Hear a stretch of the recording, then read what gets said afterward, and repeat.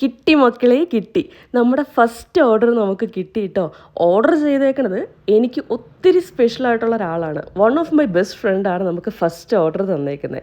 2 നെക്ലേസുകളാണ് order ചെയ്തേക്കണേ. ഒന്ന് നമ്മുടെ എമറാൾഡ് ലെയേർഡ് നെക്ലേസും അതേപോലെ എമറാൾഡ് ചാം നെക്ലേസും. രണ്ടും ഗ്രീൻ കോമ്പിനേഷനിൽ വരുന്ന നെക്ലേസുകൾ തന്നെയാണ് കേട്ടോ.